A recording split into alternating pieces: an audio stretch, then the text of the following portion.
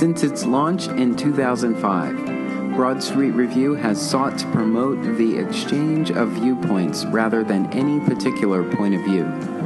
To that end, we welcome commentary from professionals and amateurs alike about the performing and visual arts, as well as any other field of interest to our eclectic group of contributors.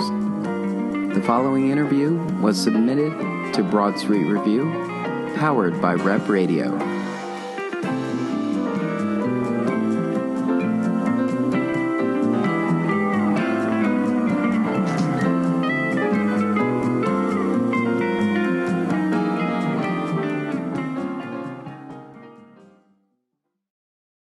But actually, today it's starting to feel a little bit like winter is on the way. So it's a winter day, and we're here.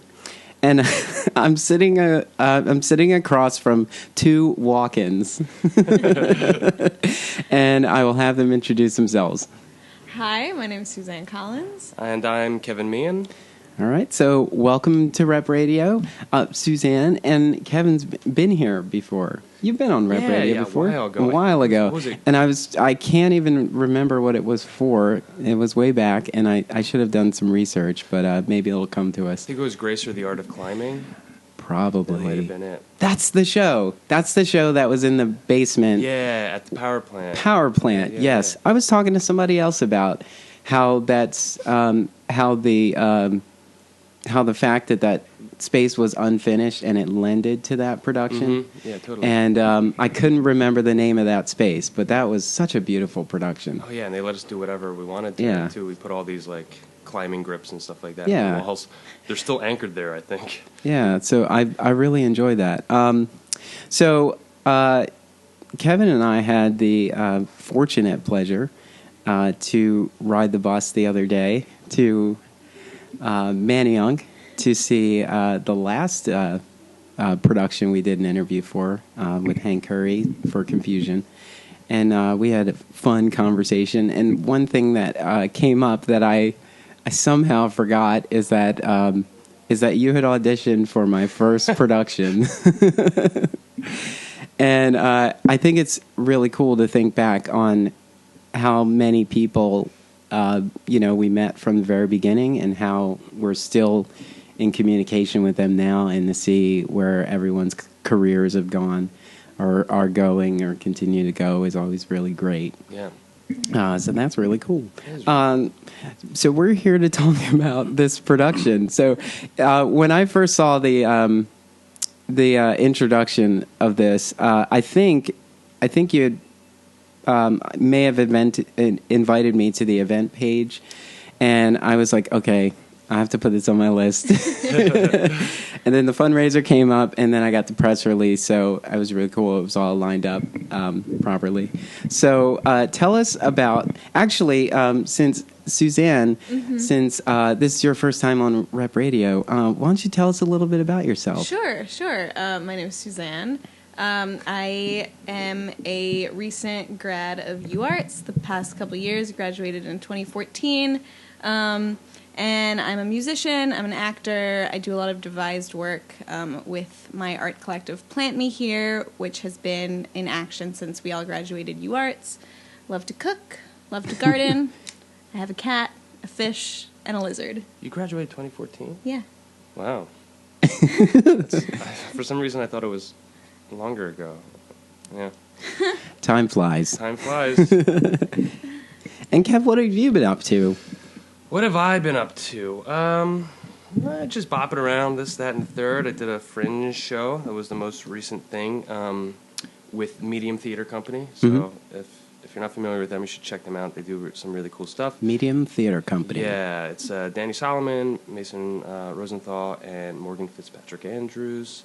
They all run it. And then we took like elements of that show and we brought it to Alamuchee, New Jersey, because they do a Hall of Haunts in this old mansion every year. Okay. Which was great. It was a lot of fun. It was just like 2 days of just scaring kids, basically. Cool. And then I went out of town for 2 weeks. I went to Oslo to take a course in performance art studies as part of the Performance Art Oslo Festival, and and that was the last the last leg of my fulfilling my Independence Foundation fellowship. So that's what I've been up to, and then working on this Two Walkens. Nice. I am going to a production called Oslo in 2017 at the Lincoln Center, and I don't know a whole lot about it. Well, I bought the tickets. I do know that it came out of it was part of the Playpen. It was developed in part by Playpen. You know, Yeah. the summer thing here in Philly. Yeah. Cool. Yeah, so I'm looking forward to it. I will. I try to walk in a little bit blind, and then just give myself to it, because I don't want to like. So and so said, and blah blah blah. You know, that way I can walk out and I have this. If I were to tell the next person outside of the theater what that show is about and why they should just go in there and buy tickets, I have a much better explanation about it. And it's uniquely you rather than informed by other people. Yeah, definitely. Especially if I'm not doing an interview for it, so I don't have to do the work. I'm going in as a guest. Yeah. So tell us about Two Walkens. And that's not two walk-in closets. Tell us about Two Walkens. Two Walkens as in Christopher Walkens. So basically this show started about a year and a half ago with a drunken conversation that Kevin and I had. He had been bringing out his Christopher Walken impression left and right. Yeah, I was on a tear of just like a month long of just Chris Walken impressions. Yeah. And I said, wouldn't it be funny if we did a show where we were both Christopher Walken? Well, that was after you tried your Chris Walken impression, and it was really miserable. terrible, awful, just embarrassing. And so bouncing off of that, I thought it would be funny if we both were Christopher Walken. And a little light bulb went off, and we decided to start to pursue it. Yeah, and we just kind of talked about it jokingly for like a bit, and then we were like, we should just start making this thing. And then we didn't start making this thing. We just talked about starting making this thing for a while. We had a heavy research. Yeah, we watched a lot of movies for a while. Yeah. So what are your favorite movies that feature Christopher Walken? Oh, man. Well, there's the classics: Pulp Fiction, Deer Hunter. His sketches on SNL are fantastic. those are always great. I definitely tend to prefer his more comedic roles, or the way that he plays completely serious in comedic movies. Yeah. He's been getting more interesting roles now as he's been getting older. He's like famous for taking anything that kind of comes his way. He doesn't really say no. He just says yes and does stuff. He's a working actor. He's a working actor, but he he makes bad picks. But more recently, he's been getting like more like older gentleman roles, like Grandfather or something like that. And so there's a movie that came out called The Family Fang with Jason Bateman, Nicole Kidman, that Jason Bateman directed, and he's like great in that. Yeah. And then also I think he's really good in this really stupid movie called Balls of Fury about like ping pong. Yeah. And he plays the villain in that, and he's like pretty spectacular. There was like a string of crazy movies like that, and Dodgeball, I think, was another one that came out like that. He was in Geely for like a very, very tiny little role. Yeah. And I can't say that we watched all of Geely. we just couldn't. I don't think anybody did. Yeah. But he like marches in as this like private investigator, just like spewing absolute nonsense. He says a bunch of crazy stuff and then leaves. Yeah. And it was perfect. We took a lot from that. Yeah. I like Catch Me If You Can. Yeah. Well, he's not the direct focus. He has a significant role in there. Just the whole style of that type of movie. Yeah, is definitely something I'm interested in. I love the movies where he doesn't play the crazy person. He kind of gets more subdued role and gets to kind of support the action rather than run around being like intense. Yeah, or people like asking him to do the Walken thing, or expecting him to do the Walken thing. Yeah, what was the string quartet one called? Oh, A Late Quartet. He's fantastic in that. Catherine Keener and Philip Seymour Hoffman. Hope you're taking notes, listeners. Yeah. If you have not seen these movies, go Netflix that them. One's really good, and it's a really sad story for his character, actually. And he's just there. He's there. He's not putting anything on. I like those roles for him too. Mm-hmm. So you're doing a Walken impression, and I think whenever, I guess in our community, when you think of a Walken impression, Alex Bechtel comes up a little bit. Alex Bechtel comes up. Alan Radway. Was the original inspiration. Yeah, he was. Actually, when I first started working on my Walken impression, I was thinking, okay, do an impression of Alan Radway doing an impression of Christopher Walken. Awesome. Yeah. So when this production is a hit and you're too big to do your own show again, then you cast Alex Bechtel and Alan Radway to do it. So you're going around doing your impression, and then you just say, "Hey, we should just make something out of this." Talk about that process from the idea to now. Yeah, so it started with us kind of solidly knowing that something was going to happen, but we didn't actually do anything about it. We just mentioned it to relatives every time they asked what we were doing as something that was coming up. A long-term as project. a long-term project, and just to kind of like make sure that it was still in our sphere of something that was going to happen. We first made some material for it at this series of works in progress showing that Kevin did at 151 Gallery and Art Space called 4 Weeks in January. This past January, we showed like 10 minutes of material there just to see if it was something that people enjoyed. It was something that we should pursue, and people got a kick out of it. Yeah. Cool. And then this summer, we applied for a residency, a performing arts residency at University City Arts League out in West Philly. It was their first performing arts residency, and we got it. So we got a whole bunch of time at their beautiful space out in West Philly. It's this old mansion. We got like 3 months of space, like cool. Pretty much whenever we could, whenever we wanted, and they just offered a bunch of support, and we had to do a showing at the end of the residency, so that was like motivation to like really make something. I always feel like that's the only thing that ever stands in the way. Yeah. It's like I've made comments like throughout the years saying if I just had a venue, I would just have stuff to do in that venue. Yeah. Sometimes when you don't have it, your creativity may feel a little bit stifled because you don't think you're thinking about, now where do I present this? But if you had it, you would just, like, the ideas, I imagine, would just come flowing. But to be fair, I mean, there were days where we showed up to the studio and we like sat there and didn't do anything. Mm-hmm. But that's work too. That is work. That is work, like, just kind of processing things or doing research. It's important to have a space where you can do that stuff rather separate from your home. Mm-hmm. Yeah. Even if you're just pacing it and walking around it, getting a flow, getting a feel of the flow, it still works out and it pushes things. So how could you or talk about how you decided which of Christopher Walken's iconic works make it into this production?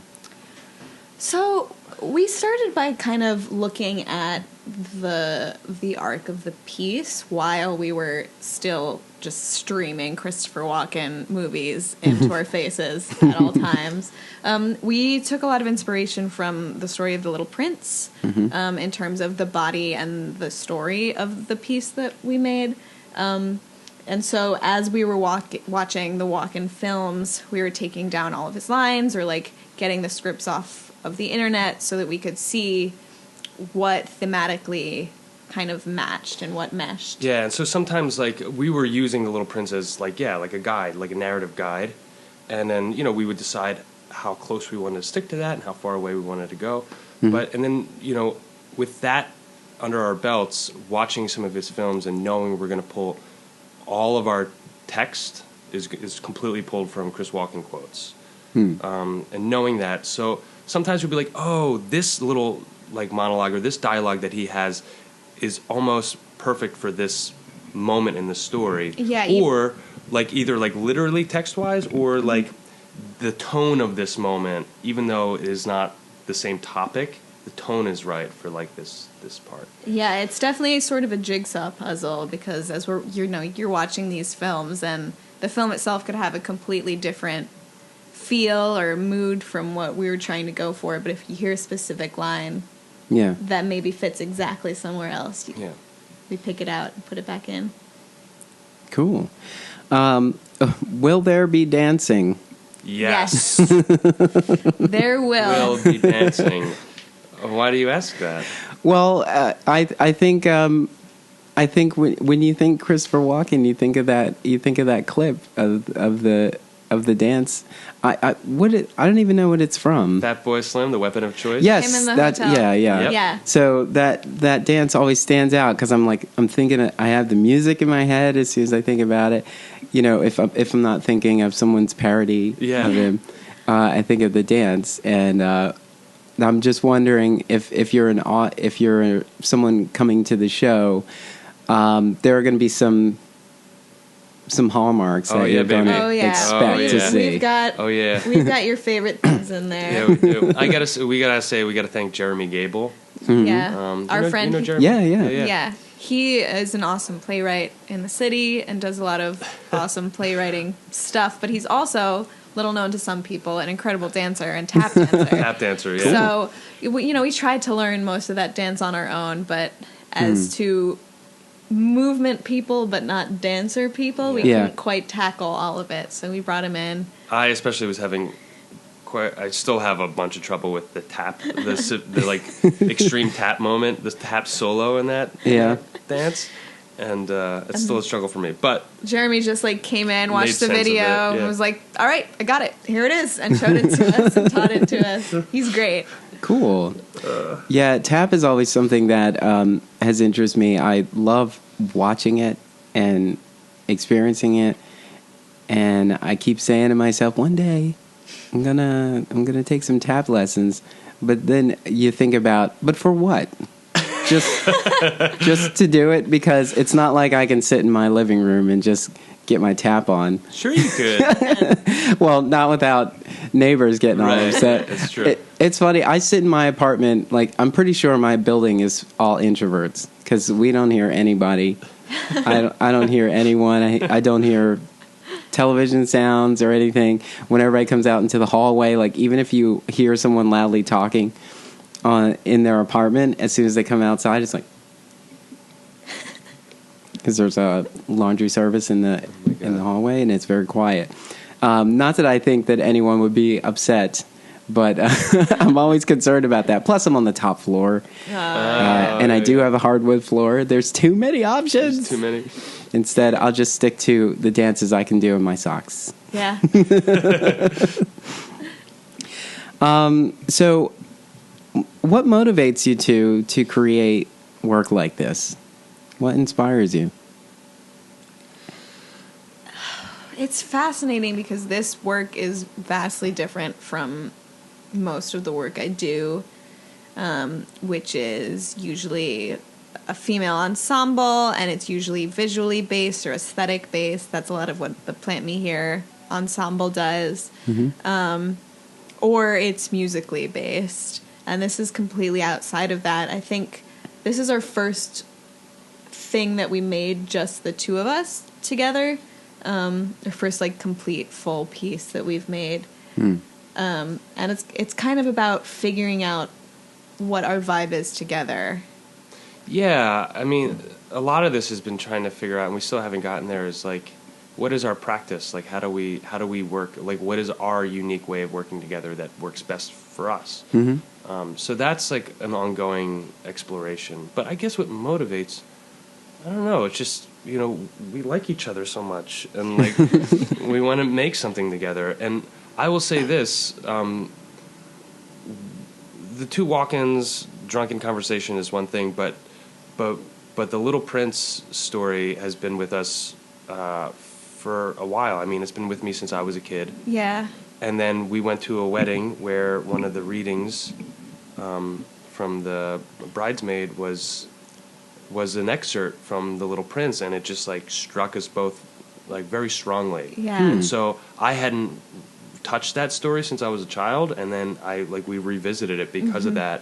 and just like, so for some reason that was really kind of floating around like that, and I just like there's a lot of shit going on in the world right now. Yeah. And so a lot of this piece is a comment on that, or yeah. A lot of this piece is a comment on it, and a lot of it is an escape from it. At the same time, there's something refreshing in the sort of absurdity of just doing the thing because it's silly, or the thing because it's funny, rather than trying to always push like a very strong meaning onto something, or like a very strong message, or trying to say something political. You know, that comes out of things naturally sometimes, but it's refreshing, especially in a time like now, to just be able to do the thing because it's fun. Yeah. I think probably for the last 6 months or so, half of these interviews have talked about the politics of the day, like probably way more than we've ever talked about it before. Usually we're trying to find a through line in how the work that's being presented speaks to the conversation that's going on in society right now. But then we just talk about how crazy everything is. And, you know, I'm in two different worlds where I'm in the tech world. I'm also in the arts world, and I'm seeing fear on both sides. Like we definitely have fear about, you know, what's to come. We don't know. There's a lot of things that have been said to, you know, speak to certain people. It doesn't really seem like it's to our benefit, but at the same time, I'm waiting for us as artists to get to that point where we remember that we can handle anything and just use it. Yeah. You know, because we use it all the time. Every time there's some sort of frustration or some sort of pain, we've always been taught to use it, to, you know, incorporate it into what it is that you're doing. But right now I feel like everyone's kind of just hovering. Yeah, you know, we're in want to close your eyes and just sort of. There's a strange limbo right now where it's so fresh and it's so confusing still that people just don't quite know what to do.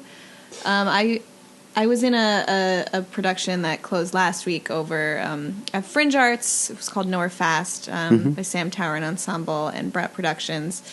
And we were in the rehearsal room the day after the election and opened the next Thursday, so like 2 days after the election. And at the same time, this other show, Gene and Terry, by Melissa Crodman and Kelly Bond, was opening. And we both, in our talkbacks, and we talked to each other, we both realized that our work didn't change. The content of what we were making, even though it could at the last minute, didn't change.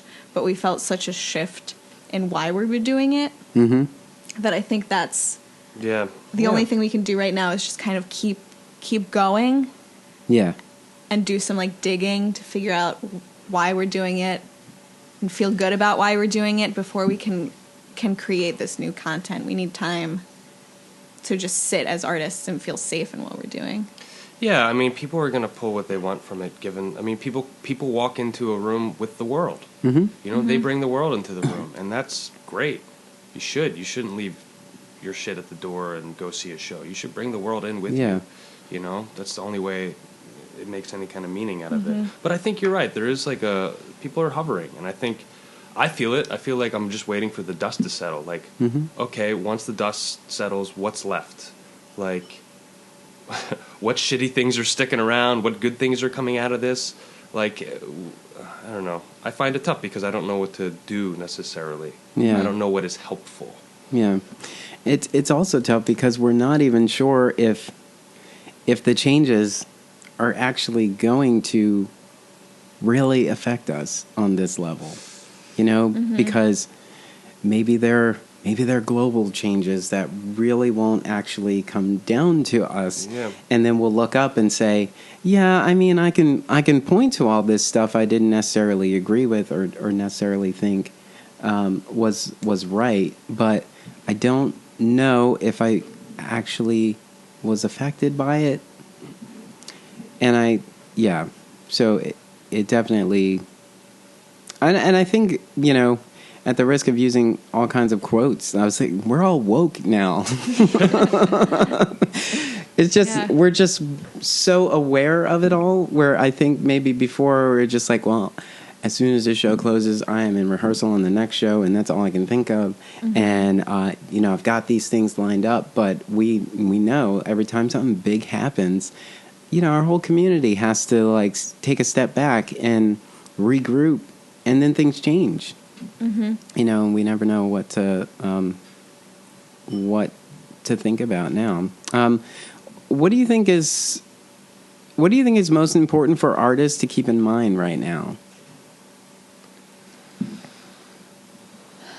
I think for me, what's most important for artists is what happens outside of the show and rehearsal room as a community. Mm-hmm. That people still come together and support each other in the real world, because there's only so many shows you can go to. There's only so much content you can create, but there's such a strong community, especially here in Philadelphia, of artists, that I think the best way to generate things among each other, to generate positivity, to generate the type of environment that is conducive to making things that are healing, is to be around each other as people and support each other as people. Yeah, I agree with that. Because we're not afraid to travel either. Mm-hmm. So, I remember a time where it's just like, if it's not like 6 blocks from here, no one's going to come. And that's not the case anymore. It's just, where is it? Okay, I've never been there. How do I get there? Yeah. Yeah. I think the Fringe does a really great job of that, getting us out into communities to experience spaces that we didn't think performance could exist. And then when we're out there, whether it be an urban garden or a warehouse that you didn't even know was on the map, the art is still there. And it's like, I'm so glad I got on that bus I had never gotten on, and got lost and circled the block several times and found the place. Yeah, and I'm also so glad to see that, like, artists are filling these gaps, these geographical gaps, like this little corner of the city that, like, is just dead warehouses. You know what I mean? Yeah. And then, like, somebody's making something in there, and then there's a micro community there that is just like growing. That's like. By the way, if anybody has a warehouse they just want to get off their hands, give away, I can frame it out. I know some lighting guys, and some sound dudes, and dudettes, some people that can really make something happen out of it. I think that's. I love that resilience in our community, because I think people outside of our community, they only see like the big 30, which sounds like a lot. Do you see those companies that get the press, who have the marketing capability to reach into the region, 50, 60, 75, maybe even 90 miles away, and actually get people to come here. Mm-hmm. And it does seem a little daunting sometimes, and that's why when something does come up and you're like, what is this and where? Oh, I have to go to that. I have to. And that feels like something that's very uniquely Philadelphia. Yeah. So I do appreciate that. Tell us about this fundraiser you had yesterday. So we had a little fundraiser last night at Tattooed Moms. Tattooed Moms is a bar on South Street, and I just very supportive. They are incredibly supportive of the artist community in Philadelphia. Even times when it can't possibly be lucrative to them, they go out on a limb. They were open for the upstairs for us on a Monday, which is usually closed. It was really, really generous. So we had a little raffle where people could buy tickets, and we had some really nice gift cards. Yeah, what were some of the things we had? We had we had a membership to Fringe Arts. We had Yeah. some awesome donations from Milk and Honey and from Crash Bang Boom and Philly AIDS Thrift, which is always super generous with what they give. Yeah, we had some really awesome pop culture prayer candles by Purgatory Pen Pals. You can check them out on Etsy. They have pretty much anyone you could ever imagine Yeah. Cool. on there. Pete Radikai walked home. Pete Radikai was the guy who took our photos, our promotional photos. He walked home with a nice prayer candle of Bill Murray. Yeah. Awesome. Yeah, it was cool. And then we had like a blindfolded, like almost like a pin the tail on the donkey, except it was a butthole, and you had to put the watch. You had to blindfolded Oh, no. pin the watch in the butthole. Like, It's a little Pulp Fiction nod. yeah, Awesome. And Nice then we little- had a story slam, so we had people telling stories based on the prompt was nostalgia, because our piece heavily pulls on the relationship between memory and nostalgia. So we had some awesome stories about, like, my roommate told a story about when she found out what the word lesbian means. yeah, Yeah, that was a good one. It was funny. Yeah, Yeah. It was a fun time. And Zach, the winner, told a story about being in grade school and doing like tricks on the swing set. Yeah, and there was the one guy who could always get, like, the crazy maneuver. That, yeah, he just couldn't ever accomplish. Yeah, Nice. it's fun. What do you hope? I always ask this. What do you hope an audience will take away from this production? I hope that everybody takes away something different. I think we're doing it at 3 different locations. We have a location at the Beard Cave in West Philly, Whole Shebang in South Philly, and then 151 Gallery and Art Space up in Kensington. And we'll have those links on the site. Cool. And we deliberately did that at separate places so that we could understand how different communities and neighborhoods respond to the work. So I hope that people will think that it's fun. I hope that they have a good time and they laugh. But there's a lot to digest. There's a lot, during our showing, a lot of people came away with different things. There's definitely something to the fact that we're doing a show about a successful white dude. There's definitely something that somebody can pull away about The Little Prince. There's all these different things that people grab onto. And I'm really excited to hear what different people respond to. Yeah, I guess just like, joy. I mean, I just hope people just walk away with something joyful in their hearts. I don't know. But it gets weird, man. It gets really weird. I hope they walk away confused, too. It'll be Confusion Part 2. Confusion Part 2, right. Hank Curry. Feel free to say no to this. Yeah. But I was wondering if we could get a sample of the production. Ooh. If there's any piece of it that you could tease. Maybe we can. Yeah. And this isn't Hello? planned. I didn't Hello? give you a head Yeah. time. Sure.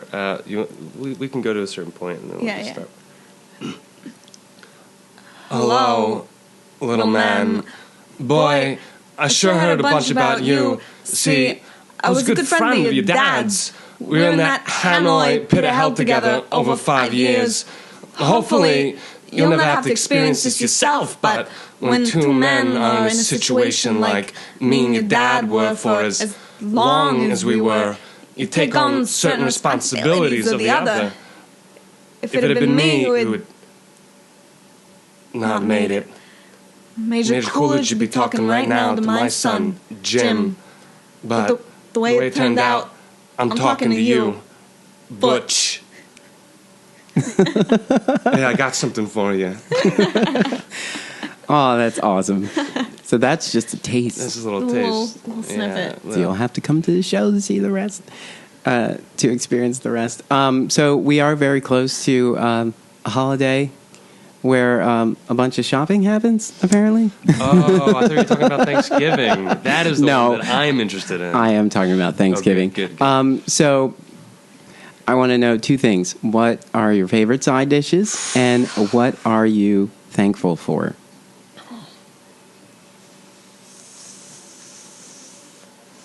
Favorite side dishes? Mac and cheese. I am a vegan, but my soul loves anything pasta related. And I know it's not a traditional Thanksgiving side dish, but I do love a good mac and cheese. It is in my family. Breadcrumb Is it? situation on top. Man, I want that. Mac and cheese, candied yams, because then you drizzle the sauce from the candied yams on top of the sweet, on top of the mac and cheese. Really? Mm-hmm.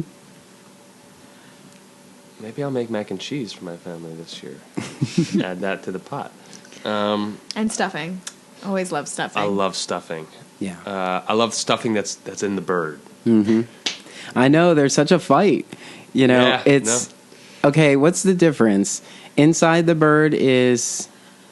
There's a difference. What? One's stuffing and one's dressing. The one that's inside the bird is... Stuffing, because it's stuffed. Yeah, and then the one outside is It's just dressing around. It's just, just garnish.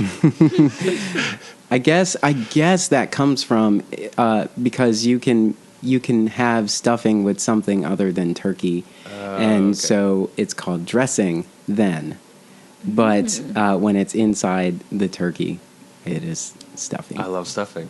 Yeah. Stuffing is a big side dish favorite of mine, and mashed potatoes with the giblet gravy. All the little chopped up little organs thrown in there. That's the best. I love that. All the meaty goodness. Yes. I will tell you a little bit of a story. I started the Friendsgiving trend in my circle of friends, and I was running around doing a bunch of crazy things, and I didn't take my turkey out ahead of time, or I did take it out, but not far enough ahead, so it did take a little bit longer to cook. But I didn't stuff it. I didn't put stuffing in it. I used like a lemon and thyme and a bunch of herbs. I put all the herbs inside the cavity. But what I forgot to do was take out the package of giblets. They were inside the turkey the whole time. They cooked. Oh, the meat was good. What are they wrapped in? Are they wrapped in like a? I don't know. It's just some sort of paper thing. It doesn't like infuse throughout the rest of it. Yeah. But that was a funny moment, and I was like, I don't think it's gonna play with the taste of the turkey. I think it's fine. It's fine. It's good, guys. Just eat it. Eat it. It's good. Yeah. I've always wanted to brine a turkey, but it takes a lot of effort. And sounds awesome. even though you can, it's not a big deal. Sometimes you can cheat by just doing a sage butter that you just put under the skin. Oh, instead of brining it? Or? Yeah, because then that works its way into the goodness too. There's too many different things. Have you ever had the deep fried turkey? Yes, I have. My father did a deep fried turkey one year, and actually, I think it cooks faster, a little bit faster. It's like 4 hours. Or yeah, but it was like out in the yard. Yeah, it's just dangerous. We're all looking out the window like, is it finished? I'm kind of hungry now. No, but that was good. I think I've only had it once though. It's so good. And so what are you guys thankful for? I'm thankful right now for the people who educate me in my life, the people with different experiences than mine who are willing to tell me what's up. Is that me? You looking at me? No, not you. I don't educate you No, at all. you don't. I am thankful for this little babe right here. Aww. That's so Fine. effing sweet. Yep. I'm thankful for the diversity and vibrancy of our community. I think every time I walk into a theater, I'm completely taken in to every experience from every level, from every, small theater to like the big, commercial options that we have. I love that, on one night you can go see a solo performance, and then the next night you're at Walnut Street. Yeah. And I love sort of trying to tie all of that together. It's always interesting how, we have our own plans for the type of art that we're going to present to the world, but there is a continuous through line that is unconscious in all of it.